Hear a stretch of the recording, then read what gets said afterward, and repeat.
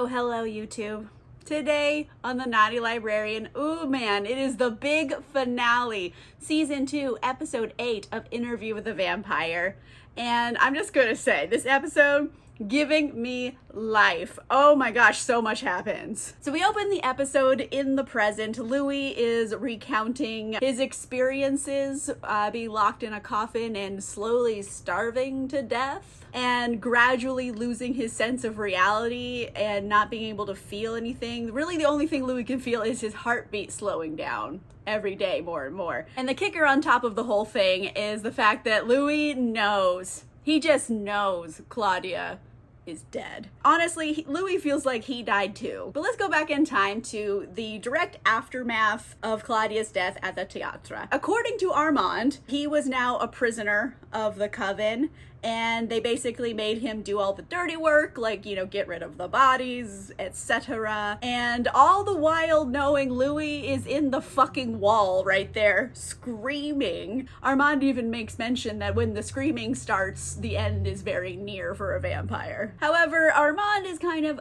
biding his time here. So, you know, after long enough has passed where the Coven all believes him just to be completely defeated, he stays awake one day, you know, during the sunlight, and he swaps out Louis's coffin with a different coffin, leaves him a little blood snack, goes back to bed, and then that night, once the sun goes down, Louis wakes up and, oh wow, there's a blot of really powerful vampire blood there for him to nom on. So great, Louis is finally out of the wall and out of the coffin. However, he is insane now. He does not have a good grasp on reality, and I don't blame him. He just got buried alive, and his sister and his fledgling got burned to death. You know, he's got some shit he needs to work out. Louis just knows nothing but rage and insanity, and he wanders off to this nearby cemetery and moves into like a forgotten old crypt. The thing with like show Louis in particular is that he tends to be a bit of a hoarder. Let's just say all of the bodies of his victims are piling up in the crypt. So yikes. It's not a very pleasant environment, and also Louis is insane and hallucinating that he's speaking with all of these victims who are helping him plan his epic revenge against the Theatre. Cutting through all the insanity, okay, but Louis's basic plan here is that after all the vampires go to sleep, vampires are super heavy sleepers, nothing's gonna wake them up because they literally sleep like the dead. He's gonna come in, douse the place with gasoline, and just burn them all alive. And the ones who escape, Louis will just stay at the top of the stairs and just machete them as they try to run away. So he's really got it kind of all planned out here. And Armand keeps reaching out telepathically to him and tells Louis, hey, you should probably get the hell out of Paris. But Louis is in his insanity era. He is in no mood to listen to Armand. I mean, especially Armand, considering like Louis knows he could have stopped them from killing Claudia, period. So Louis just simply asks Armand, hey, were you the one who saved me at the theater? And Armand says it was. And Louis like, fine. You saved my life, I'll save your life. Don't show up at the theater for curfew tomorrow evening. That's all the warning I'm giving you. But before we go on a rampage of bloody revenge, let's check back in on this interview in the present time, because Daniel, he's been DMing with Raglan James over at the Talamasca, and he's asking for some particular evidence because he has a hunch. See, the thing with Daniel is that he might be a belligerent asshole, but like he has a spotless bullshit detector. He is very good at hearing a lie and realizing it's a lie. Hence why Louis wanted him to be the person interviewing him, because he's very perceptive. He listens super carefully, and he's an impartial third party. And at this moment in time, Daniel smells a rat. He's like, Armand, okay, so Louis warned you, right? So you knew something's gonna happen to this coven. You know, your coven of like 200 years, and you just did nothing to help them. That's what you're saying happened here. And Armand simply tells him that if it came down to the Coven and Louis, he felt that if he didn't have Louis as his companion, he would be nothing. Which seems like a sweet sentiment, but really isn't when you think about it, because it kind of takes a left turn to horror real quick. And the deep feeling of uneasiness that gives me. Knowing that he's getting rid of all obstacles in the way of him and Louis. That's not healthy behavior. So, moving on, they've been interviewing for a little bit. It's time for the real Rashid to bring Daniel his signature martini. And he also gives him a little newspaper that he requested that morning. Wink, wink, nudge, nudge. We all know that Rashid is also working for the Talamasca. He asked Raglan for some evidence. Oh, look who comes into the room with a newspaper full of evidence. It's Rashid. Things are afoot, essentially. But before we get into the things that are afoot, let's get back to bloody revenge. Louis puts his plan into action. He comes into the theater. He pours gasoline all over the sleeping vampires. And then he uses his fire gift to ignite it. So all of a sudden you just have a whole theater full of vampires completely on fire. And the math here is as such. 6 vampires just die by fire. 2 get macheted by Louis. 1, kind of a combination of the 2. So right now we have 9 dead vampires, which means there's 4 vampires still on the loose. But that's fine, because Louis planned for contingencies in his big bloody revenge plan. He actually rigged all the motorcycles to have like faulty fuel injection lines, or I think that's what it is. I don't know engines. I'm just guessing. But he had rigged them so that he could use his fire gift long distance to have them explode. So Celeste and Estelle have now been exploded on motorcycles. So now we have 2 more vampires to hunt down. First of all, Santiago. Louis needs him to die more than anything, okay? And he wants to take his time a little bit. This is going to be a special one for him. He's basically luring Santiago to him by getting into his brain and rooting around through all his memories and just pulling out the most soul-breaking ones in his head and just like taunting him with them. So their little cat and mouse chase concludes. Santiago, he bursts out of the sewers. He's on the street. And he is met with Louis, who gives him the good old-fashioned machete chop, and now Santiago is without his head in the middle of the street. And that's kind of similar to the book. Louis does give him the good old machete chop in the book as well. However, the revenge was a little bit looser in the book, I would say. First of all, the whole process happened a lot sooner. It wasn't a whole long time he could spend planning this. It was like a real quick job. And in fact, by the time Louis comes back to murder everybody, like the vampires in the theater, even Santiago, all of them already knew that Armand let him out. Louis knows several vampires escaped from the theater, but frankly, after his murderous bloody rampage, he doesn't really have it in him anymore to bother chasing them down. He's like, fine, whatever, they escaped. But back to the show, Louis has had his bloody revenge, and the sun is now up.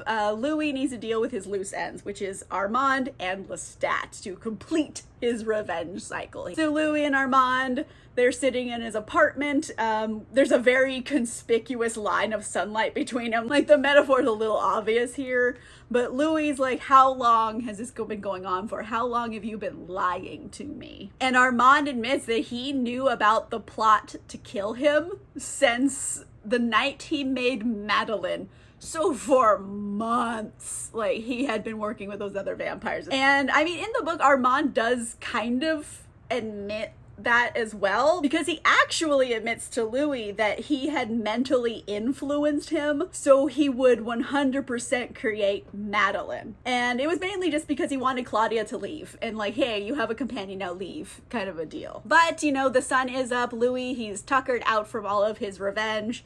He goes to bed for the day, and the next night Louis and Armand go to find Lestat. He needs Armand basically to take him to Lestat, and Lestat has been hiding in the dungeon of his maker's like tower that he lived in. Lestat has been there for a bit, taking some time to self-reflect as well. Just wonder why he's so capricious and does all the bratty things he does without thinking of consequences. It's just kind of Lestat's nature in the books. Like, he is all gas, no brakes. That's just who he is. Louis's not there to hear Lestat's sob story. He's like, Lestat, you crossed an ocean and then you spent time rehearsing a play that would kill Claudia. Fuck you. So Louis, he brings up his fire gift and he's like, hey, time to die, motherfucker. However, it's not that simple to kill Lestat, and not for emotional reasons, it's for physical reasons. First of all, Lestat, he was created by a powerful ancient vampire named Magnus, and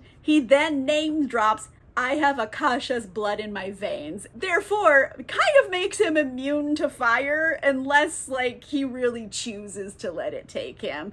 And frankly, Lestat is not in the mood to burn to death this moment. So that name drop, Akasha, right? Akasha is the queen of the damned, aka book 3 of this series, and she is like basically the first ever vampire and the source of all vampirism in the whole world. Okay, she's kind of a big deal. And after thousands of years of existence, she's kind of turned into like a living statue. I don't know, maybe 100 years ago at this point, Lestat, he's off being Mr. Steal Your Girl, you know, just being himself, a charming, kind of talented, handsome guy. And she kind of takes a shine to him, and she's like, okay, you can drink some of my blood. Like, it's like high octane blood. So since Louis can't simply burn Lestat to death, he does his shitty boyfriend routine instead, where he just kind of dangles his affection out because he knows he wants it. He's like, oh, Lestat, you want my love? You want my love? Well, you don't get to have it. I'm gonna go give it to Armand instead. You could just think about that forever.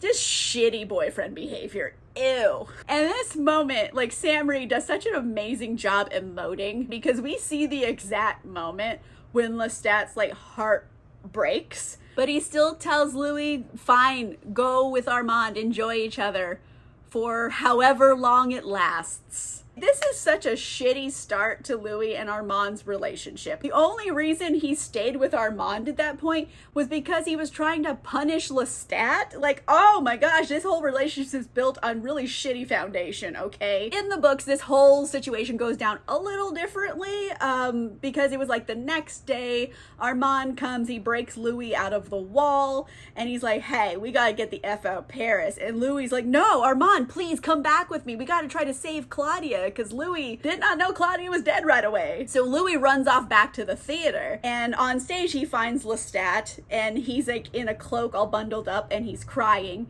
and he's holding Claudia's yellow dress, and he's just saying like he didn't realize it would hurt him so much.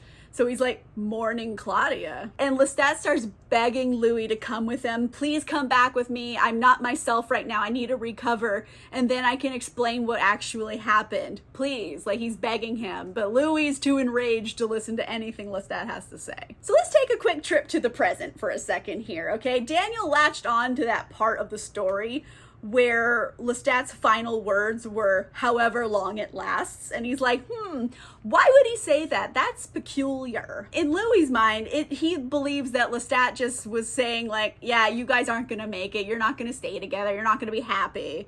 And, you know, they've been together for 77 years, so they're proving him wrong this whole time. Maybe that's why he's been with Armand this whole time, trying to prove Lestat wrong. They should not be together. For Louis, this is kind of his big happy ending. For the most part, his rage issues are behind him. He's happy with Armand for the most part, so he's like, this is his happy ending. Or so he believes, because Daniel realizes at this moment, oh, you sweet summer child, Louis hasn't been listening to his own story at all. And so he starts bringing up some plot holes along the way that he has recently figured out. So Daniel says, hey, Louis, I know we're done with our session, but I have a couple questions to ask real quick. And he feels really confident bringing them up now that he has his evidence via the Talamasca. He's like, hey, Louis, was Armand the only vampire in the room that could mind control crowds? And the answer is no. He wasn't the only vampire in the room that could do that, because Lestat was there, and we saw in season 1,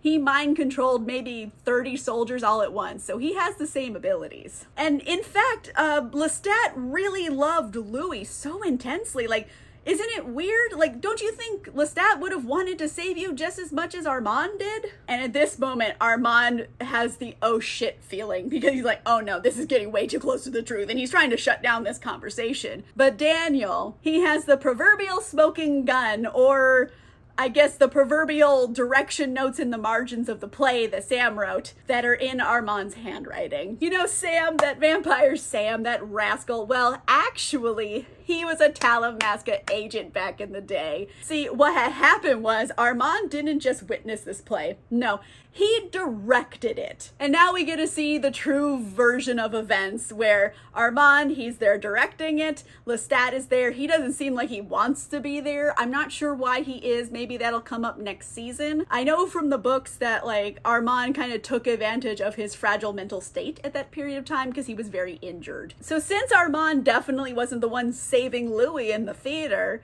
it had to have been Lestat because he was the only other person in the room with mind control abilities. And it used so much of his mental force to do that, like his ears are bleeding. Putting out all of that mental force all at once really weakened him. I think that's why in the last episode we saw that brief shot of him like swaying on his feet when they were about to execute Claudia. So I think he just simply didn't have enough strength left in him to help anyone. Like, he was taking all he had just to stay on his feet at that point. So Louis's world is shattering all around him yet again. He leaves the room. Armand runs after him. They start getting into like an epic vampire fight. And Louis tells Armand that he's not allowed to hurt Daniel. Daniel didn't do this, you did this, okay? And if you hurt Daniel, I'm gonna find you and I'm going to kill you. Is that clear? I'm leaving now, and by the time I get back here, you need to be gone. So it's the big breakup scene. So now that everything's out in the open, obviously the interview is complete, and Louis tells Daniel to go grab his stuff. He'll get him a car and a plane to take him home. Especially, he thanks him because Daniel was able to sort through all of the bullshit and find the actual truth. Something that I think Louis had been trying to do himself for a very long time, but he was just too close to it. And the big breakup between Louis and Armand in the books is a lot more passive. Armand just finally realizes that Louis is never gonna forgive him. He's not the same man that like Armand fell in love with, and he's never gonna be that same guy again. Like, Louis dead inside after Claudia for a long time. He's in his apocalyptic phase. So couple that with Louis knowing Armand could have stopped Claudia's death. Like, he's known that since the very beginning. And then a third level of why they break up is like, you know, Louis's been with Armand for a very long time to get to know him very well, and he's like, Armand is a fucking creep and he just can't fucking love him back. He's like, no, there's too much bad blood here and you're a weirdo. So Armand just leaves and they just part ways, and it's kind of, you know, there's no big fight or anything. They just leave each other. But anyway, now that everything's out in the open, Louis finally knows the truth. It's time for him to come home to New Orleans. Louis, he decides to, you know, let's have some campy fun. He takes a vampire tour around town. They get to his old house where, like, the massacre happened. And, of course, in history, things get warped. And, like, so many of the facts of this case are just so wrong that Louis is laughing about it. Because, like, they've gotten none of the massacre of 1940 correct. However, Louis just spot out of the corner of his eye another vampire. It's this young punk kid, and he's going around catching rats. Louis follows him back to this, like, I don't know, it's a bit decrepit old house. And when Louis enters the house, he finds a very gaunt and broken Lestat, who's just sitting there pretending to play piano on a broken board and, you know, complaining about, oh, millennial vampires, am I right? And in the books, Louis and Lestat do find each other again in this moment, but Louis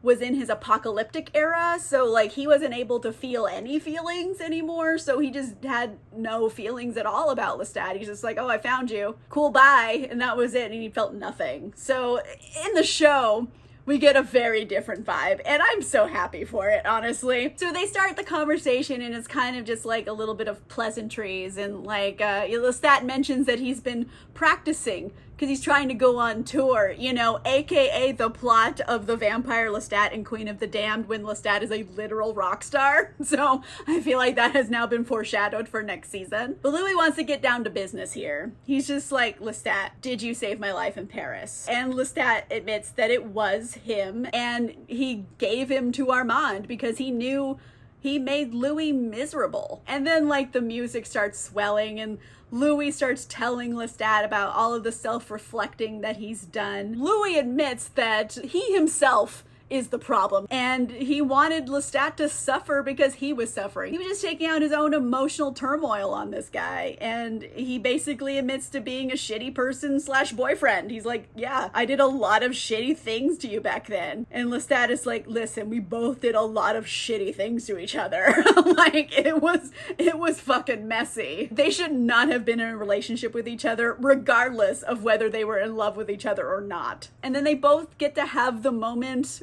where they can both grieve Claudia for real, because both of them miss her a lot. Like, Lestat is really kind of tortured by the fact that he saw her reaching out to him in the last moments like he was her father and he couldn't do anything to save her. And Louis feels the same way. There's nothing he could do to save her either. So they have that in common. And they have this big moment with each other, and like the music swells and they kind of just finally have this forgiveness between them. We don't get to hear exactly what was said because it was right also at that moment when the hurricane that was coming to town really hits and the house is just crumbling around them and they're hugging and embracing, the music swelling, the house is falling down, there's a hurricane. It's great TV, okay? It was like, oh, it was a real emotional gut punch of a scene. And honestly, throughout all of the books of the series, like this, stormy romance never really stops for them. They are constantly breaking up and getting back together over and over and over again. By the end of the series, they finally have a real talk between them, and Louis tells Lestat that he's tired of pretending they're ever gonna leave each other, because they're not.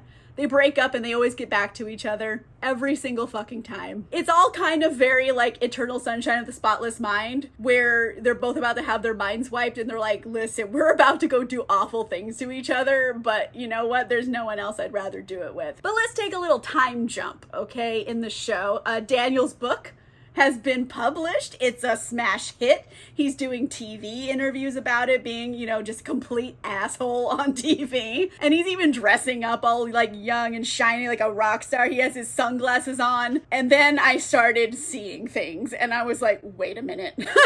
Why is he wearing sunglasses on TV? And then he picks up his book and his fingernails are so shiny, and I was like, oh my god, is this going where I think it's going? So Daniel finishes his interview and he telepathically kind of calls up Louis and he tells him, hey, you know what, you probably shouldn't stay in Dubai, okay? Like, a lot of vampires all over the world are like way pissed about our book and they think of nothing but disemboweling you every day. And Louis knows that. He's been listening to it. This is why you don't read reviews. But here's the moment of truth, our big reveal at the end of the episode. Daniel takes off his glasses and I was like, oh, those eyes look weird. They don't look like Daniel's eyes. And then they kind of turn another color and I was like, oh my god. And then he asks Louis, hey, has my maker reached out yet? AKA Armand. Oh my god. I lost my shit. Like, I have read the book, so I knew that Armand made Daniel into a vampire, okay? The books have been out for a long time. However, so many circumstances in the show were so different that I didn't think they were gonna do it, but they did it. Okay, so let's review, okay? In the books, Daniel wakes up after Louis attacks him in the original interview. And he's like, okay, I gotta go find Lestat because I wanna be a vampire. So he gets in his car, drives off, and he never finds Lestat, but he does find Armand. And then they proceed to have the most toxic relationship for like 10 years. Daniel was about like in his 20s when he had the interview, and like when he's been with Armand all this time, after 10 years, he's about like in his 30s, so much younger than Daniel in the show. And Armand and Daniel, they just keep breaking up over and over again and getting back together over and over again, a lot like Louis and Lestat, frankly. And it's mainly because Daniel resents Armand because Armand refuses to turn him into a vampire for 10 years. And then in Queen of the Damned, book 3, Daniel and Armand are somewhat in a better place in their relationship. So they're in a good period, I guess. And the world is getting really dangerous because there's a lot of spontaneous combustion happening amongst like older vampires. And Armand ends up reluctantly turning Daniel into a vampire in order to make him stronger and better able to like defend himself just in case anything were to happen to Armand, because he's an old vampire and he's like, hey, I might catch fire. And like skipping over all of like the details of Queen of the Damned, okay? Long story short here, Daniel does not take well to being a vampire, even though he wanted it for 10 years. Like Daniel ends up losing his sanity completely. Like all he does is hang out in Marius's basement building toy train sets. And Marius just kind of takes care of him, because if no one took care of Daniel, he'd starve to death in the basement making toy train sets. He just doesn't think about anything. So yeah, doesn't turn out well for Daniel in the books. I'm hoping in the show it turns out better for him. But we have one last big moment at the end of the episode, and Louis, he's back home in Dubai. His apartment is very different after, you know, the end of the relationship with Armand. There's like so much more color in it. Claudia's tree is gone. He doesn't need that remembrance anymore because now he has the real memories. And Louis starts being Mr. Badass all of a sudden. He telepathically connects to all of those vampires in the world that he could hear their thoughts. And he's like, listen up, motherfuckers. I live in this building in Dubai. I leave my door unlocked. I leave my balcony unlocked. My windows are protected from UV. So if any of you motherfuckers want to put your money where your fangs are, come get some. And if you're not gonna do that, fuck off, because I own the night. Boom, credits. Oh my God. Louis is a much stronger, cooler vampire in the show than he ever was in the books. Louis is whiny for like almost all of the books in the series. He's either whining or he's setting things on fire. That's Louis. So this Louis in the book, I'm like, oh man, that was Mr. Badass at the very last minute. Oh my God, it was such a good episode. And just recently they announced they have been greenlit for season 3. So I think we're definitely going to get the whole Lestat is a rock star thing. We're going to get Akasha because she has been name dropped a couple times now. Ooh, I'm so excited. It's gonna be so good. Ah! Whew, okay, I'm gonna calm down. Let me know in the comments down below, what was your biggest shocking moment of this episode? Like what moment made you gasp? Let me know in the comments down below. If you like this video, make sure you give it a like. If you want to see more videos, make sure you subscribe. And if you want cool exclusive content, including early access to videos and a book club, you can consider becoming a channel member or a patron. Links for that are in the description down below. And on that note, I'll see you guys soon.